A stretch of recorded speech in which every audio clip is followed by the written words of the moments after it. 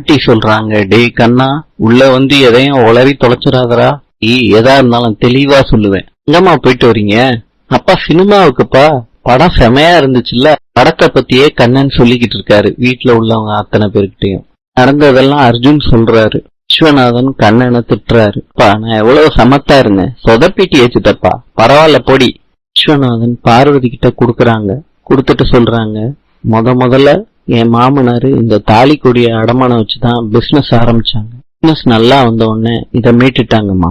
அப்பையில இருந்து இந்த தாலி கொடிய பொக்கிஷமா பாக்குறோம்மா. இத்தனை நாளா உன் மாமியார் கையில இருந்துச்சு, இப்ப நான் உன்கிட்ட குடுக்கறேம்மா. பார்வதி, நானும் அவரும் சேர்ந்து எடுத்த முடிவு, வாங்கிக்கோமா, பிளஸ் பண்ணுங்க மாமா, நல்லா இருமா. விஸ்வநாதன் டிவிய தட்டுறாரு. அப்ப டிவியில அம்மா டான்ஸ் ஆடுறது வருது.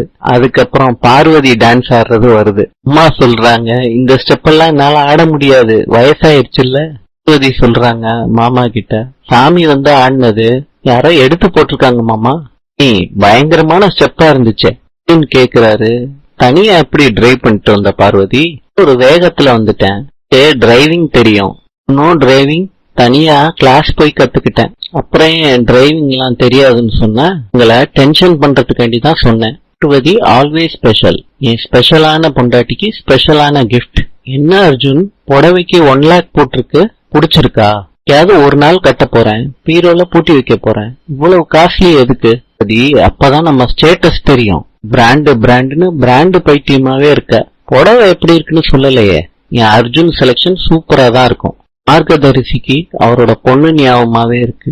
அப்போ ஒருத்தவங்க வராங்க, நான் மேரேஜ் புரோக்கர்னு சொல்றாங்க, தான் வர சொன்னாருன்னு சொல்றாங்க. இப்ப லட்சுமி சொல்றாங்க, இப்ப தேவையில்லைன்னு சொல்றாங்க. மார்கதரிசி உட்கார சொல்றாரு அவரை. மார்கதரிசி பையன் போட்டோவை பல்லவி கிட்ட காட்டுறாங்க. பல்லவி அந்த டேப வாங்கி கீழே தூக்கி போடுறாங்க. ஒரு பையன் போட்டோவை டேப வாங்கி பாக்குறாங்க. நாளை பார்க்கலாம்.